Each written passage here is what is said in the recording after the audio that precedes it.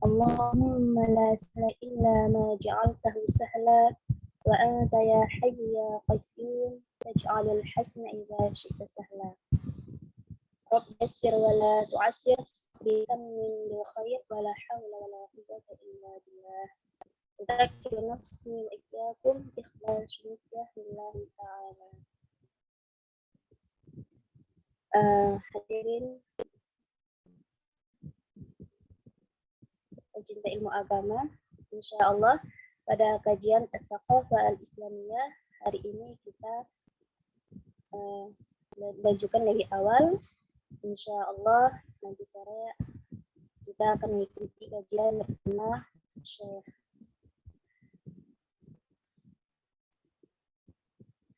Baiklah, kita mulai ya. Qala al-mu'allif rahimahullah الدرس الثالث الله واحد لا شريك له الله واحد لا شريك له. Tema kita pada kali ini ialah judulnya Allah wahidun la syarika lah. Allah wahidun la syarika. Allahu mawjudun bila bidayatin wala nihayatin, atau juga bisa dibaca wala nihayah. Biasanya seperti itu kalau ustaz kita, syekh-syekh kita kalau di ujungnya orang Arab gitu, akhirnya membiasakan untuk mewakafkan. Allahu mawjudun bila bidayatin wala nihayah. Allahu laysa lahu zawjah. Allahu laysa lahu zawjah. Allahu laysa lahu ibnun wala bint. Allahu laysa lahu abun wala Allahu laysa lahu abun wala Allahu laysa lahu akhun wala ukhut. Allahu laysa lahu akhun wala ukhut. Allahu la yushbihuna.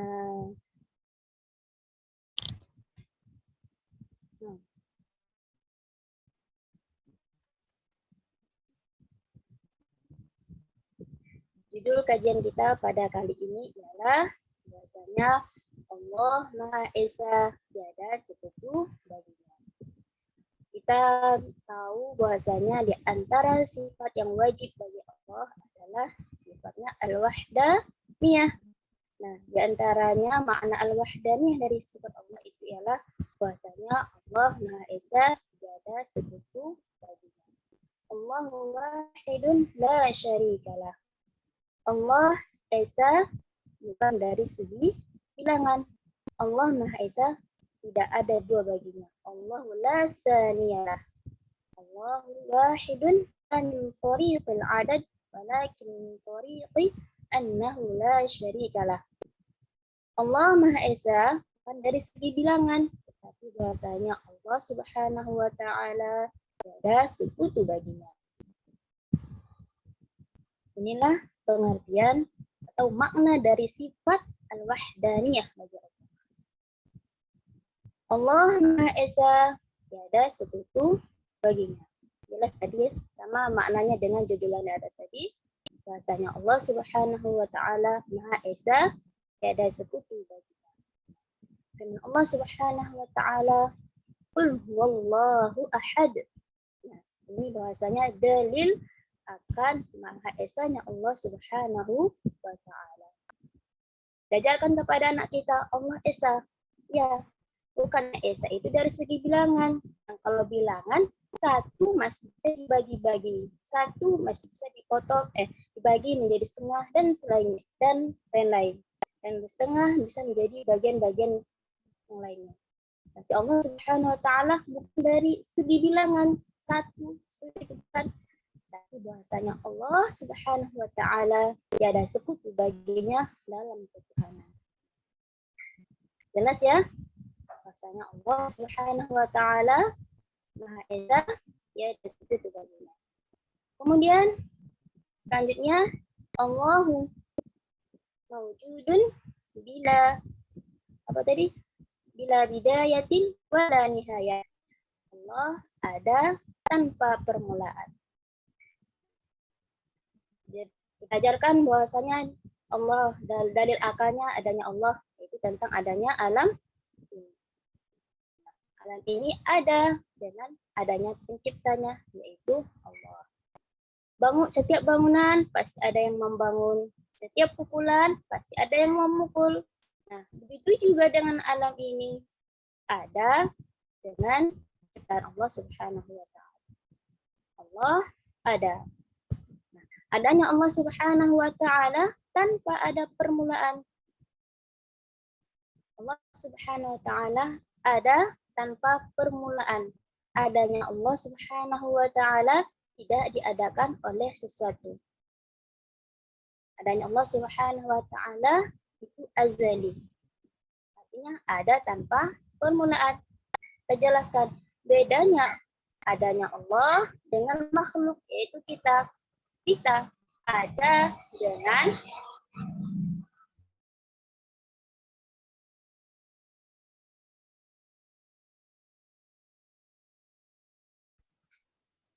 maaf, kotor lewat. Jelas ya suaranya? Tadi kita sampai pada penjelasan bahwa Allah ada tanpa permulaan. Imbal mujab. Ya. Bismillahirrahmanirrahim. Tadi penjelasannya bahwasanya Allah ada tanpa permulaan.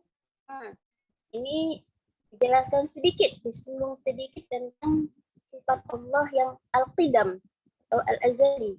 Bahwasanya Allah ada tanpa permulaan. Nah, judulnya besar tadi jelas bahwasanya Allah Subhanahu wa Ta'ala Maha Esa, tiada sekutu baginya.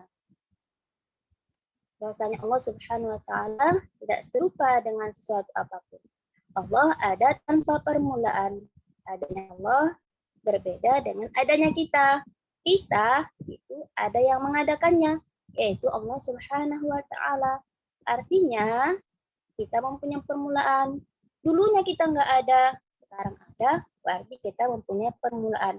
Sesuatu yang mempunyai permulaan, dulunya tidak ada, kemudian menjadi ada, itu disebut dengan makhluk atau hadits baharu. Nah, beda dengan Allah Subhanahu wa Ta'ala.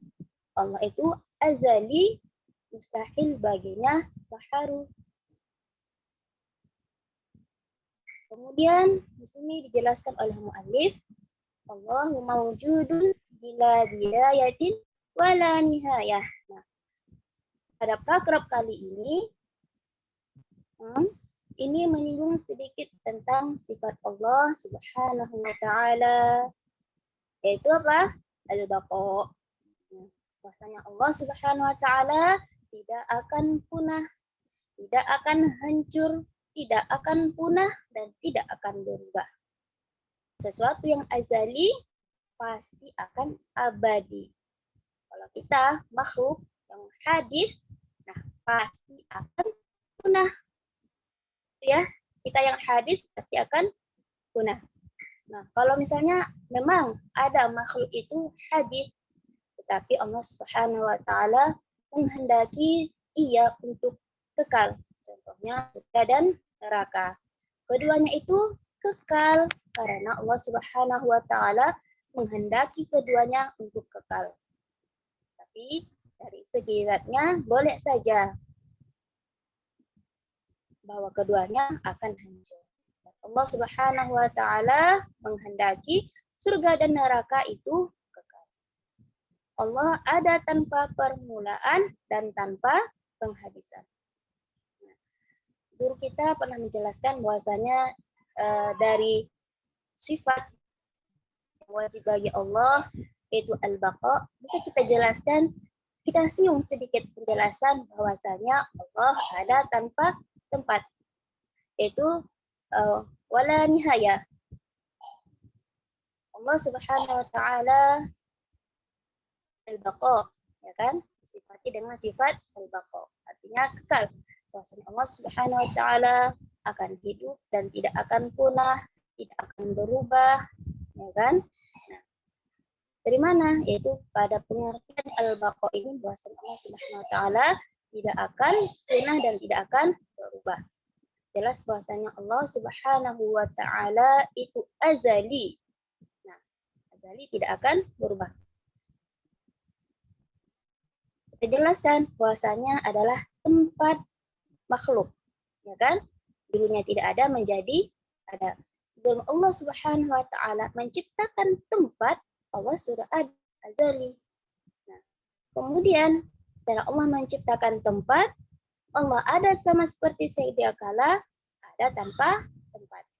Artinya Allah ada tanpa tempat, mustahil bagi Allah Subhanahu wa taala bahagia.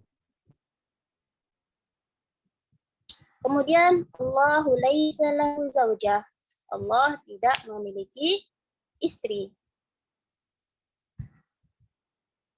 Allah tidak memiliki istri. Allah laisa lahu ibn wala bint. Allah Subhanahu wa taala tidak mempunyai anak laki-laki dan juga tidak punya anak perempuan. Nah, perkataan Allah Subhanahu wa taala mempunyai anak, mempunyai istri itu adalah perkataan kufur.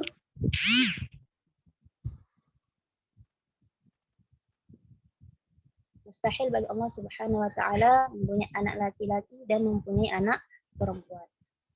Sebagian orang mengatakan seperti orang Yahudi mengatakan bahwasanya qalatil yahudu Uzair bin Allah, ya kan?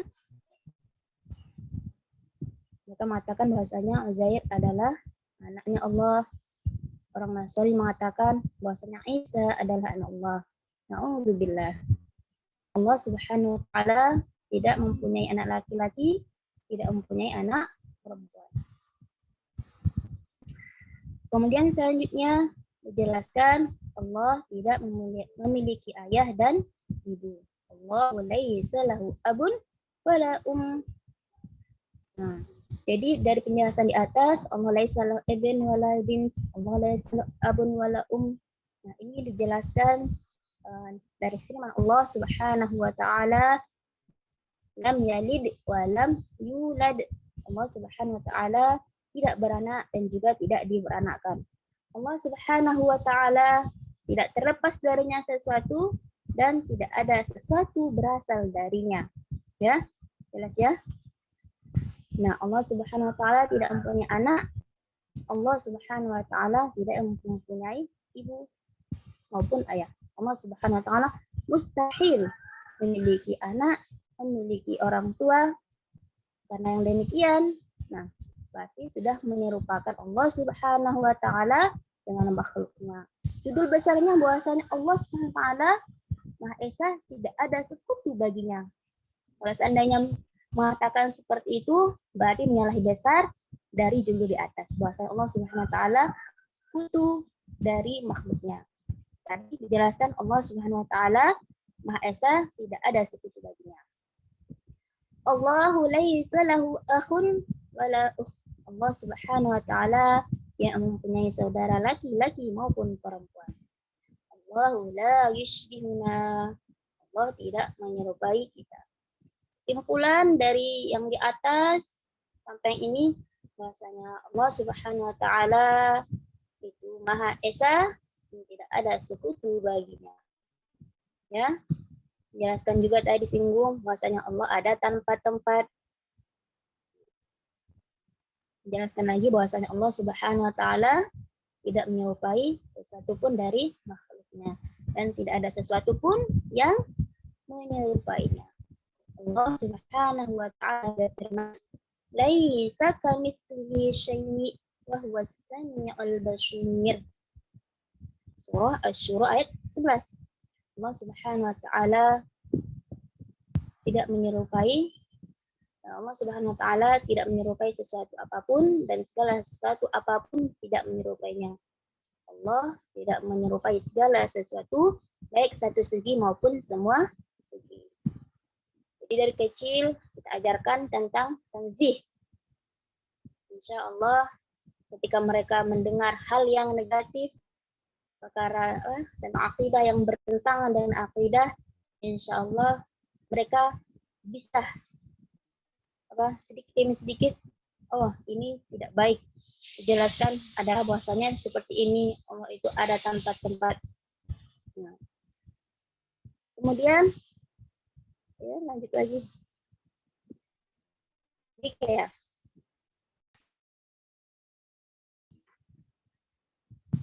ini keistimewaan daripada At-Thaqafah Al-Islamiyah. Kitab ini memuat beberapa zikir setelah penjelasan akidah, dijelaskan zikir, terkadang juga doa. Nah, zikir kali ini ialah La ilaha illallah wahdah, La ilaha illallah wahdahu la syarikalah, La hawla wa la quwwata illa billah. Nah, jadi dijelaskan bahwasanya pada lafaz la haula wala quwwata illa billah itu ya hauqalah, bacaan hauqalah kata Ustaz mempunyai begitu banyak manfaatnya. Kalau dibaca sedikitnya bisa mengobati galau, ya katanya seperti itu. Banyaklah membaca hauqalah. Jadi dari kalimat la haula wala quwwata illa billah itu la haula la tahawula li ahadin an ma'syatillah illa bi asmatillah. Bahwasanya tiada daya untuk melakukan maksiat kecuali dengan penjagaan Allah Subhanahu wa taala. Dan juga wala quwwata illa billah, artinya tidak ada kekuatan bagi seorang pun untuk melakukan ketaatan kecuali dengan pertolongan Allah Subhanahu wa taala. La ilaha illallah wahdahu la syarikalah, la haula wa la quwwata illa billah. Tidak ada Tuhan yang berhak disembah kecuali Allah saja. La syarikalah, tiada sekutu baginya. La haula, tidak ada daya untuk menjauhi perbuatan dosa kecuali dengan pemeliharaan Allah. Nah, di sini dijelaskan ya maknanya. Wala quwwata illa billah, dan tidak ada kekuatan untuk berbuat taat kepadanya kecuali dengan pertolongan. Ya. Kalau galau-galau salah dibaca ini. Hauqalah. La haula wala quwwata illa billah. Baca sebanyak mungkin. Insya Allah galau akan hilang. Alhamdulillah kita telah selesai dari pelajaran ad-darsus tsalits. Insya Allah kita akan lanjutkan pada pelajaran ad-darsus rabi'.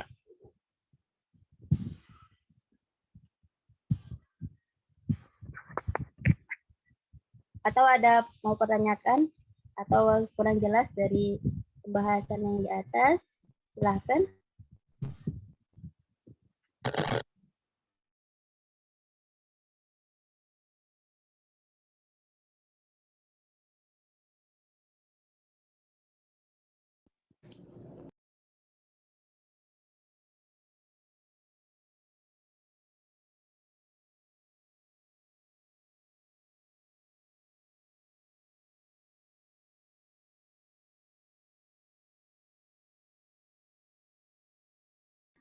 Baiklah, kita lanjut lagi ke ad-darsus rabi'.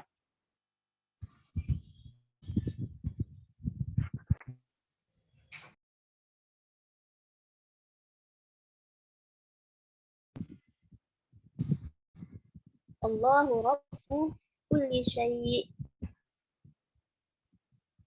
Kita baca dulu bacaan Arabnya.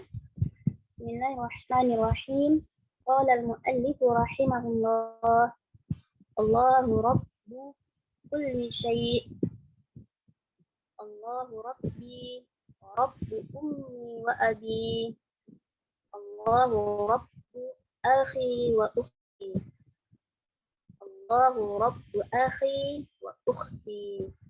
Allahu rabbu ustazi wa rifaqi. Allahu rabbu ustazi wa rifaqi. Allahu rabbus samawati wal ardh. Allahu rabbus samawati wal ardh. Allahu rabbu kulli syai'. Nah, ana muslimun uhibbullaha katsira. Ana muslimun uhibbullaha katsira. Alhamdulillah, pada tema kali ini kita menjelaskan bahwasanya Allah Subhanahu wa taala Tuhan segala sesuatu. Nah, Allah Subhanahu wa taala adalah pencipta. Tidak ada pencipta selainnya. Allah Subhanahu wa taala pencipta, adapun selainnya adalah ciptaannya. Jelas ya? Allah Subhanahu wa taala Maha Pencipta dan tidak ada sesuatu pun pencipta selainnya. Allah adalah Tuhan segala sesuatu. Allah adalah Tuhanku, Tuhan ibu bapakku. Allah adalah Tuhanku, Allah adalah penciptaku, Allah adalah pencipta ibu dan bapakku. Jadi judul besarnya Allah pencipta segala sesuatu.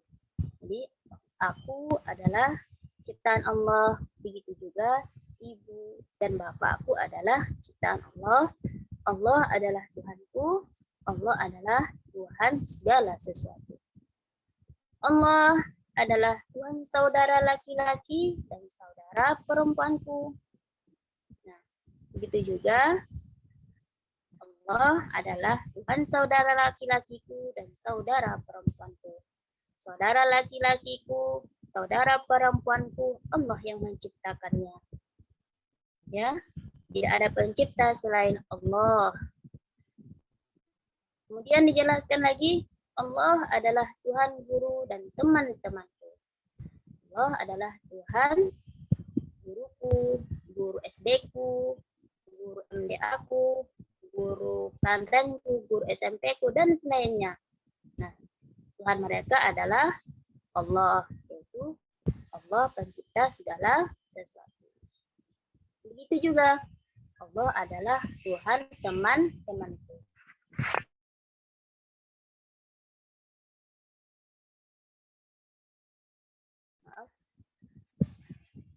Allah adalah Tuhan seluruh langit dan bumi. Allah Subhanahu wa taala menciptakan langit dan segala isinya. Langit adalah tempatnya para malaikat. Langit juga adalah arahnya kiblat untuk berdoa. Langit adalah kiblatnya berdoa. Bukan Allah Subhanahu wa taala bertempat di langit. Allah menciptakan langit dan segala apa yang di dalamnya. Allah Subhanahu wa taala tidak butuh kepada apa yang Dia ciptakan. Kemudian Allah Subhanahu wa taala menciptakan bumi dan segala isi-isinya. Rumah-rumah, tanaman, tumbuh-tumbuhan, hewan-hewan yang ada dalam bumi ini itu semuanya dengan ciptaan Allah Subhanahu wa taala. Allah Subhanahu wa taala menciptakan semuanya tanpa Allah Subhanahu wa taala butuh kepada semuanya. Semuanya ada dengan ciptaan Allah Subhanahu wa taala. Semuanya adalah dengan penciptaan Allah dan semuanya Allah Subhanahu wa taala tidak butuh kepadanya. Di bumi ada para nabi, di bumi ada orang-orang soleh. Allah Subhanahu wa taala tidak butuh pada apa yang mereka ciptakan. Allah Subhanahu wa taala tidak butuh kepada apa yang Ia ciptakan. Nah ya, Allah adalah Tuhan segala sesuatu. Jelas ya, ini dijelaskan lagi. Allah adalah Tuhan segala sesuatu. Allah adalah pencipta segala sesuatu yang ada di muka bumi ini, di langit dan segala isinya. Semuanya adalah dengan ciptaan Allah. Tanpa Allah Subhanahu wa taala membutuhkan segala apa yang Ia ciptakan. Maha suci Allah tidak membutuhkan segala sesuatu apapun. Ana muslimun yuhibbullaha katsira. Di sini kita ajarkan kepada anak-anak kita betapa bangganya menjadi seorang muslim. Bagaimana kita? Dengan keislaman, dengan Islam yang benar, dengan keimanan yang benar, seseorang bisa selamat dari kekekalan di dalam api neraka. Ya. Oleh karena itu, dijelaskan sini. Saya bersyukur, alhamdulillah, Allah Subhanahu wa taala menjadikan saya bagian daripada orang-orang muslim. Uhibbullaha katsira. Aku sangat mencintai Allah.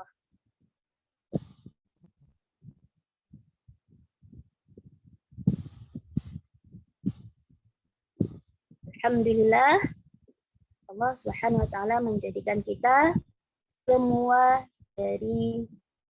menjadikan kita memeluk agama Islam dan berakidahkan Allah ada tanpa tempat.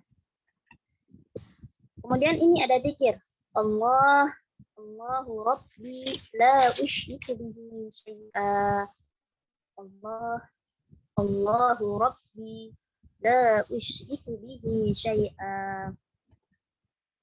Saya lupa ini ada faedahnya yang saya dapatkan, tapi saya lupa. Insya Allah lain kali kita akan sampaikan kegunaan daripada zikir ini. Ya, Allah adalah Tuhanku. Aku tidak menyekutukannya dengan sesuatu apapun.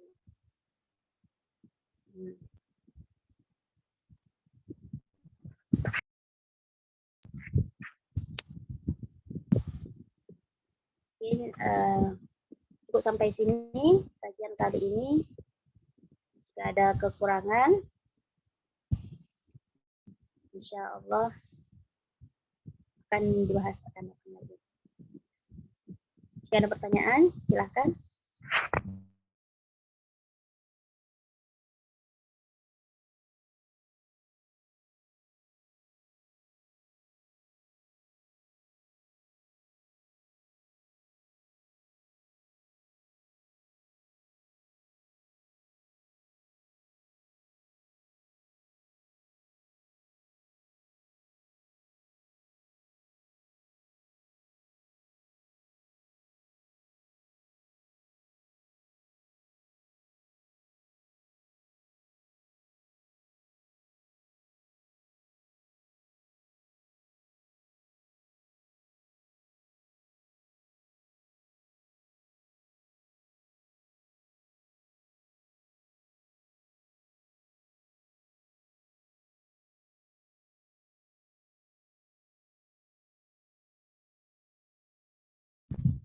Baiklah, jika insya Allah bisa dipahami ya. Kita akhiri dengan bacaan tahlil dan sholawat. La ilaha illallah, la ilaha illallah, la ilaha illallah. Allahumma sholli ala sayyidina Muhammad wa ala alihi wa sahbihi wa sallam. Allahumma sholli ala sayyidina Muhammad wa ala alihi wa sahbihi wa sallam.